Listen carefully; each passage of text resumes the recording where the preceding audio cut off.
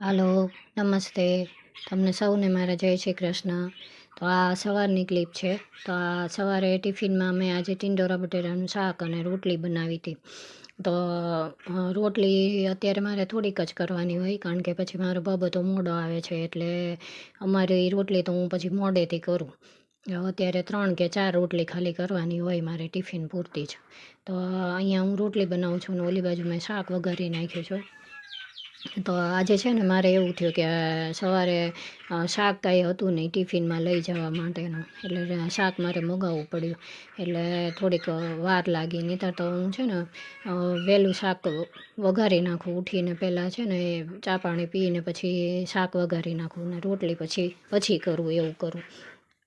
તો આજે હું રાત્રે તે કઠોળ બનાવવાનું ભૂલી ગઈ હતી, એટલે લેટ થઈ ગયું થોડુંક.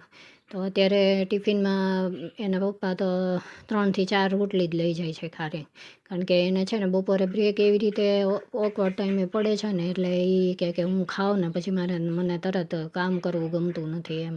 એટલે થોડુંક આમ સુસ્તી જેવું લાગે ને, લેઝીનેસ લાગે થોડી, એટલે કે મારે ટિફિનમાં છે ને બહુ વધારે નહીં ભરવાનું. એટલે અત્યારે જો શાક રોટલી અને સલાડ લઈ જાય અને છાશ લઈ જાય, એટલું જ લઈ જાય ખાલી.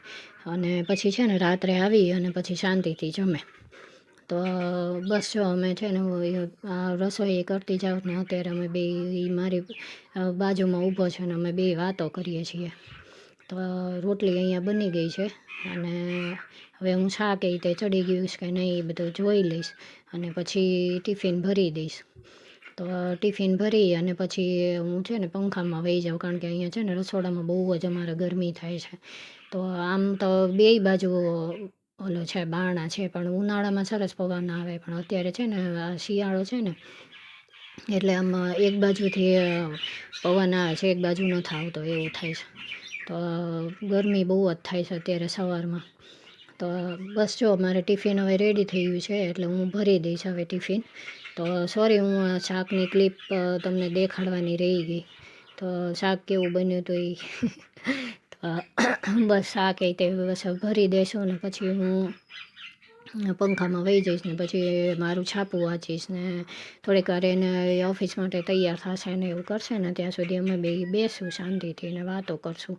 અને જો એને નાસ્તો બીજો કરવો હોય તો હું મોટે ભાગે અમે છે ને સવારના નાસ્તામાં રોટલીના ખાખરા શેકીને અને ભાખરી બનાવીએ ને એવું જ હોય છે અમારે સવારનો નાસ્તો. તો એની ઈચ્છા હોય તો કરે, નહીં તો ન કરે, એવું છે.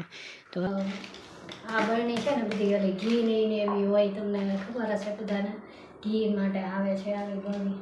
તો પહેલાં કેવું આપણે શરૂઆતમાં લગ્ન થાય નવા ત્યારે આપણે કંઈ એટલે વ્યવસ્થા ને એવું બધું ન હોય, એટલે આવું બધું ભેગું કરી એક સરખી બરણી ને એમાં કરતા હોય. તમે કરતા હતા એમ? મને કહેજો. અને એમાં શું ખોટું નથી કાંઈ, સારું જ છે એમ. હજી પણ ઘણા આવી બરણી સરસ હોય તો એને રાખી મૂકે છે, પછી એમાં સ્ટોરેજ બોક્સ સ્ટોરેજ કરે છે. મને યાદ આવ્યું પછી છે ને અમે લોકો મારે લગ્ન થયા ને પછી પહેલાં અમે રહેતા હતા ને, તો ત્યાં આવી રીતની બરણી મળતી હતી. અમે રહેતા હતા ત્યાં બાજુમાં આવી 10-10 રૂપિયાની બરણી રહેતી હતી, તો મળતી હતી, સોરી. તો અમે આવી કેટલી બધી આવી બરણી લઈ આવ્યા હતા. મને હું આ ભરતી હતી ને તો મને અચાનક યાદ આવ્યું, તો મને એમ થયું ચાલો તમારી સાથે શેર કરું. તમે પણ એવું કર્યું હશે ને? એટલે શરૂઆતમાં તો બધાને સ્ટ્રગલ હોય જ તે, એટલે હવે આ ધીરે ધીરે હું આ બધું છે ને ભરવાનું ને એવું કામ બતાવી દઈશ. તો તમારે એવો કંઈ અનુભવ હોય તો મારી સાથે શેર કરજો ચોક્કસ.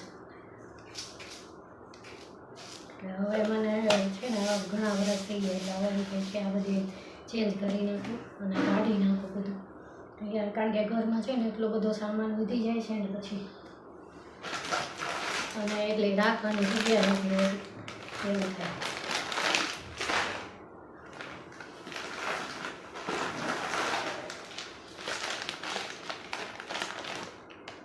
હું અડધું પડધું તો જેને જરૂર હોય ને એને બધાને આપી દઉં બને તો. પછી ન લઈ જાય ના પાડે ને તો પછી બીજું કંઈક કરી નાખે, ભંગારમાં કેવી રીતે આપી દઉં પછી.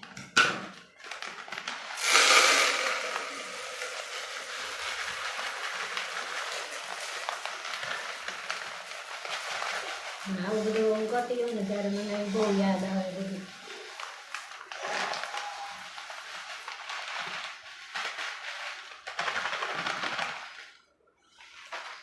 આમ તો છે ને સ્ટીલના ડબ્બા અને એવા બધા મોટા ડબ્બા હોય ને એ તો બધા આપ્યા હતા મને સાસુ સસરાએ. તો એટલે એવી જરૂર નહોતી, પણ આપણે શું બોલું રેગ્યુલર થોડી વસ્તુ લાવ્યા હોય ને એવું બધું હોય ને એના માટે જરૂર હોય ને, એટલે પછી અમે બાજુમાંથી આવું લઈ આવ્યા હતા. અને આમ નવું હોય એટલે આપણને કેટલું બધું એક્સાઇટમેન્ટ હોય કે આમ કરીએ ને આમ રસોડામાં. એટલે પછી બધું એ બધી વસ્તુ લઈ આવ્યા હતા.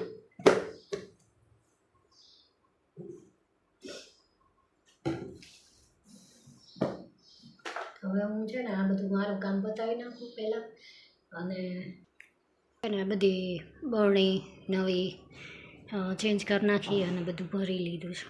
જો તો આ બાજુ બધા ઓલા સ્ટીલના અને પ્લાસ્ટિકના ને એવા મોટા ડબ્બા હોય ને એ બધા ડબ્બા છે, અને અહીંયા બધી દાળ ને કઠોળ ને બધું હોય ને. ઉપર 3 મોટા ડબ્બા ચોખાના અને ચણાના લોટના ને એવું છે. આ બાજુ ટોકળીઓ ને આંડવીઓ ને એવું બધું છે.